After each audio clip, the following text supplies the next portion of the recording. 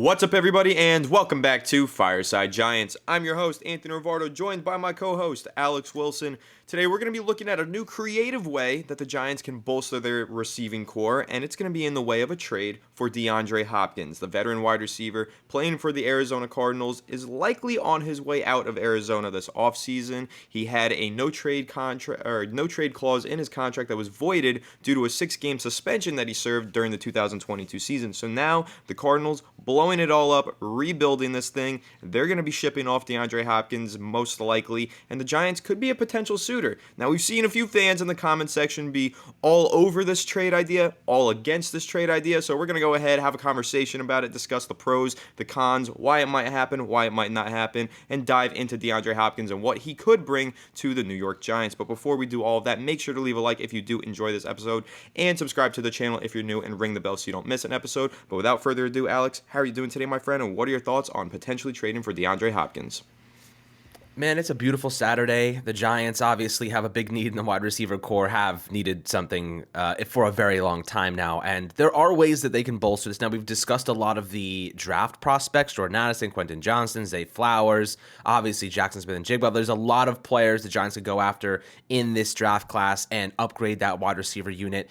But they could go a step further. You know, why not? If you're going to go and you're going to sign Daniel Jones to this massive extension, why not give him a really good receiver core? Like, allow him to make that money. That money's great and all, but if you're spending $35-40 million for a player and you're not doing what needs to be done to give him the pieces to succeed, what's the purpose? There's no reason behind it. So if I'm looking at the Giants, in one offseason, they could overhaul that wide receiver core. As we've seen, top receivers can do a lot of good things for quarterbacks. Even, the Jets offense, look at them.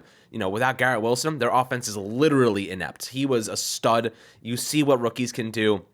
But established veterans like DeAndre Hopkins also have a ton of value. I know a lot of people are against the idea of trading for DeAndre Hopkins. And in fact, to be quite honest with you, I would prefer to wait to see if Arizona ends up cutting DeAndre Hopkins. I think they will have no choice unless a team trades for him. But his contract is pretty lofty. So if I was the Giants, I'd probably just wait to see if he hits free agency and take my chances there and not have to give up any draft capital in the process. But to get DeAndre Hopkins, you're probably talking about like a 4th-round pick. You're not talking about giving up anything significant.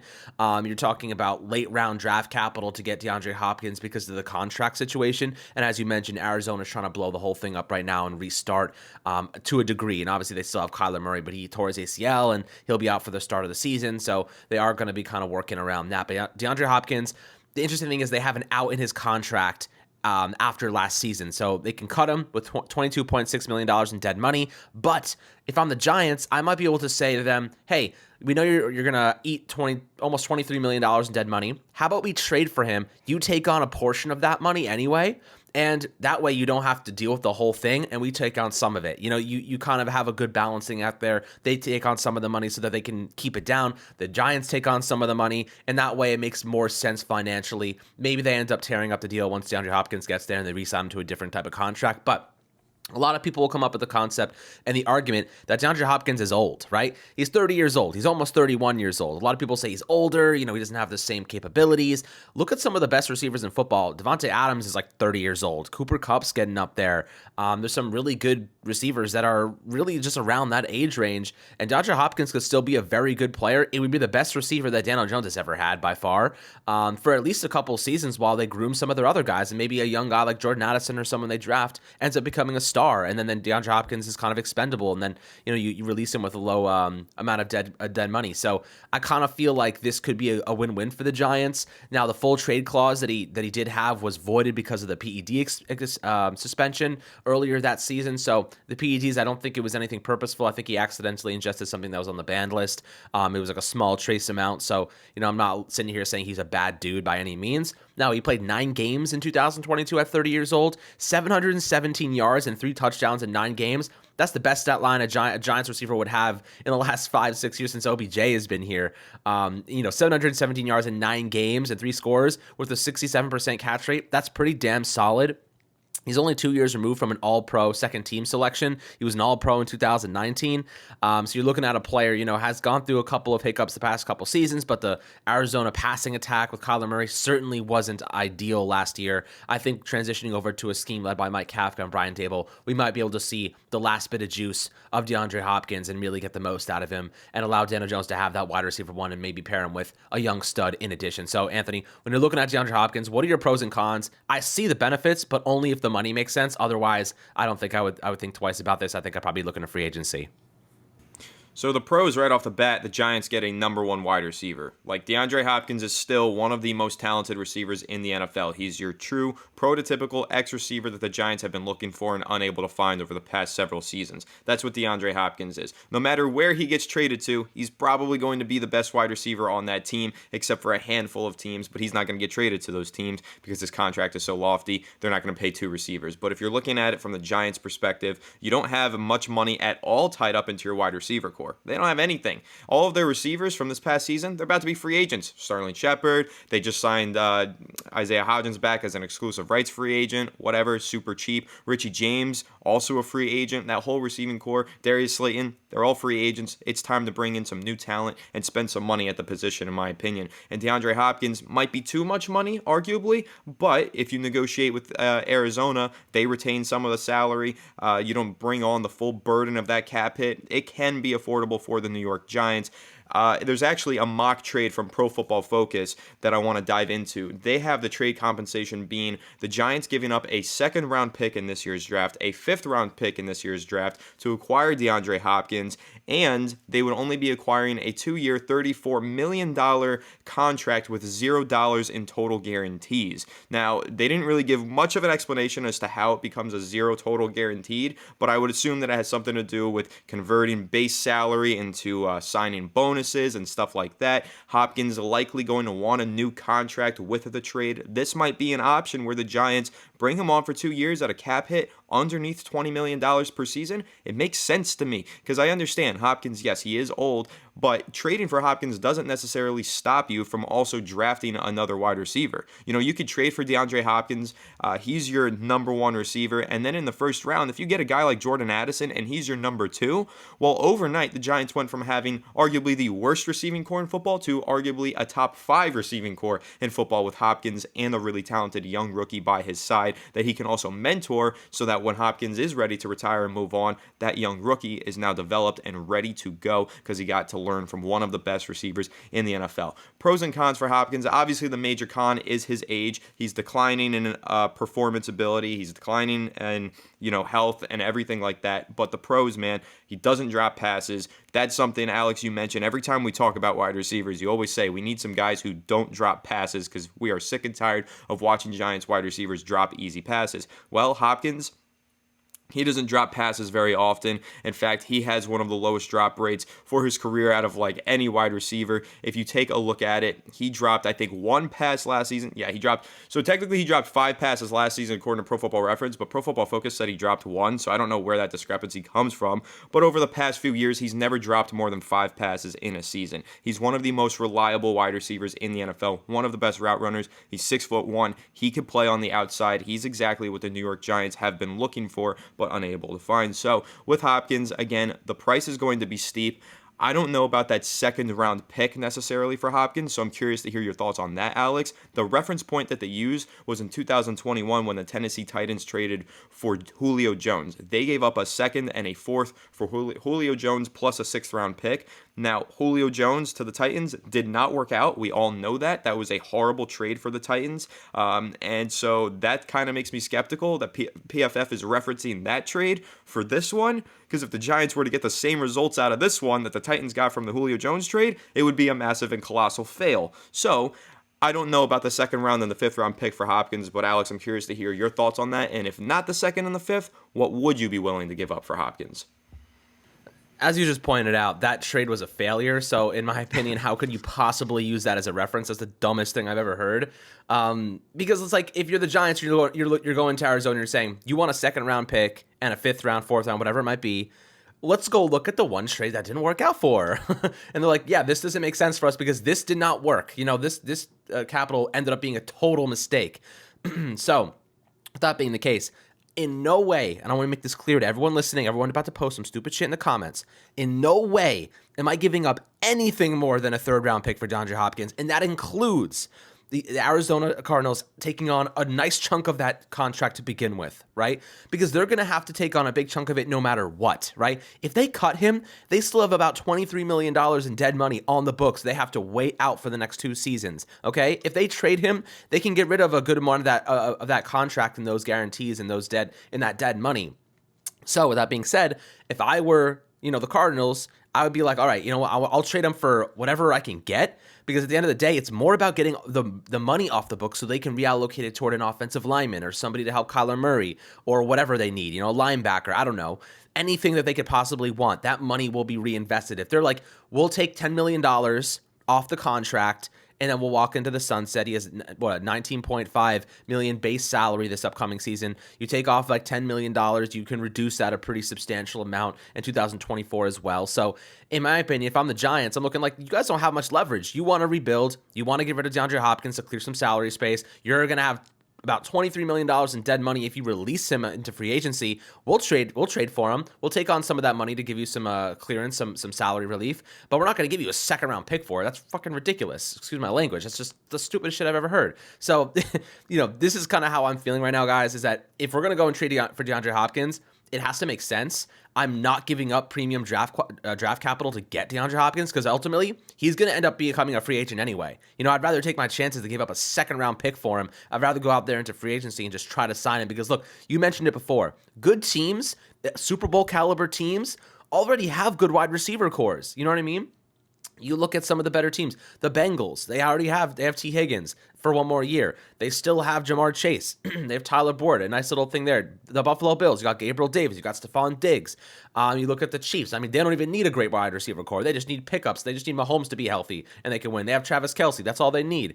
They don't need DeAndre Hopkins to win a Super Bowl. They probably would rather take that money and allocate it toward defense, because that's probably where their biggest weaknesses lie. So that's kind of how I feel. I don't think big teams with Super Bowl, views are looking at DeAndre Hopkins as a reasonable, option, because he's going to want money. And a lot of those teams already have established wide receiver cores. If you look at the 49ers, they need a freaking quarterback, let alone other things. And they're not a passing team. They like to run the ball very effectively. And they still have Brandon Ayuk. They still have Deebo Samuel. They have their entire cast ready to go, and Christian McCaffrey going forward. So looking at the good teams in the NFL, there's not many they're going to be looking at DeAndre Hopkins as a last piece to the puzzle. In fact, I think he's going to have to settle for a team that's that's willing to or able to contend like the Giants. They will be able to contend, because we will hopefully get better this offseason. And then you have yourself a wide receiver one. You don't have to give him a ton of money, and you don't have to give up any draft capital if he ends up hitting free agency. So again, I'd be fine trading for him if the Arizona Cardinals are willing to take on some money, and they're not going to try and steamroll us into giving them a second round pick and then some. So I'll ask you, this is kind of the last wrap up sequence here. What is your maximum you'd be willing to give up for DeAndre Hopkins? Because second round pick and then some, that's off the board for me 100%. Yeah, so the mock trade that we looked at had a second and a fourth, I think it was.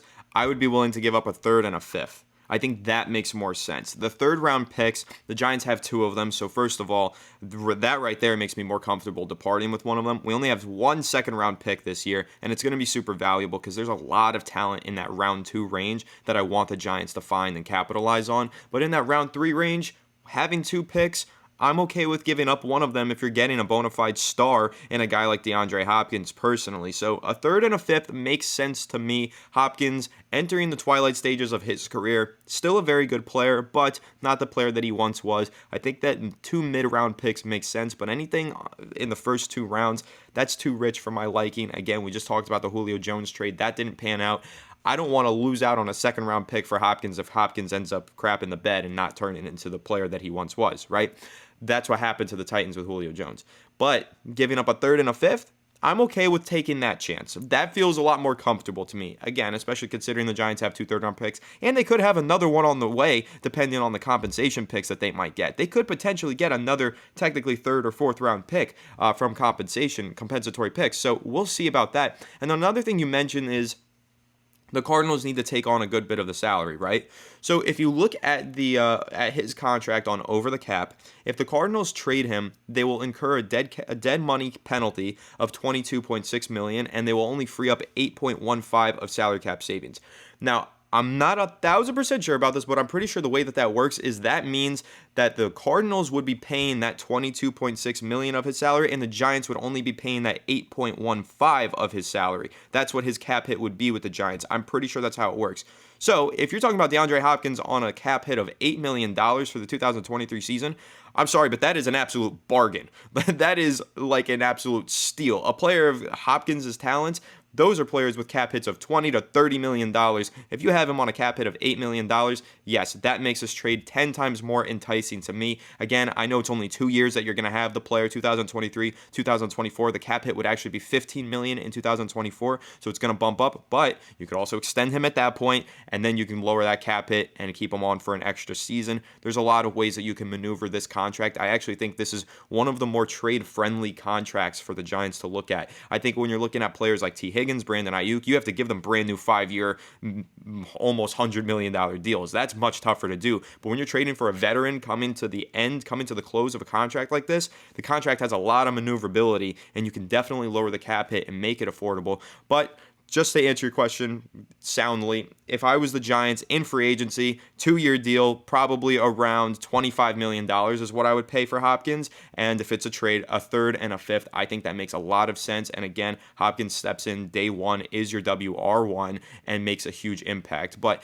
Alex, just to throw it back to you, in free agency, what's the contract? If he does get cut by the Cardinals, what's the contract you're willing to give him? So that's a good question. Given the fact that he's going to be 31 years old by the time the season starts, and, there are, I guess you could say, concerns regarding the last 2 seasons, I still think his production will be fine. I still think he's an automatic wide receiver 1 for teams that need receivers. I'd probably be willing to give him a 2-year deal, maybe $16 million per season, $15 million per season, because I feel like a receiver of that magnitude is probably making more than that. But I feel like at his age, you give him some good guarantees, that's fine. And that gives you enough time to find a young stud who you can then leverage into the wide receiver 1 position. Then DeAndre Hopkins is gone for 2 years. Maybe you put the most of the money, I guess you could split it up evenly between year 1 and year 2, but like, it's never a bad thing to have DeAndre Hopkins on your roster. You know what I mean? At the very least, he's going to be the number 1 option for Daniel Jones, and it's not going to be close. And he's freaking great route runner, good hands. He gets open. He can make physical catches. He can high point the football. He's reliable. You know what I mean? He's someone that we can throw to, 10 times, 15 times a game, and he's going to produce for us. As long as that ball is within his vicinity, he's going to produce. He understands using his body as leverage. He understands how to make the most of every opportunity, and I think that we haven't had a receiver like this in a very, very long time. Now, is he the fastest guy in the world? No, but with the ball in his hands after the catch, he can move. Like, he is very dangerous, And in the red zone, that's the guy you want in the red zone. Having a wide receiver like that, and then drafting someone, getting Wandale back, having Isaiah Hodgins as your wide receiver 3, this is a good scenario to have. And I'm cool with that, because I think that, depending on what happens to the running back position, there is an argument to say, like, you could take the money from Saquon Barkley if they don't go in that direction and apply it to a guy like DeAndre Hopkins.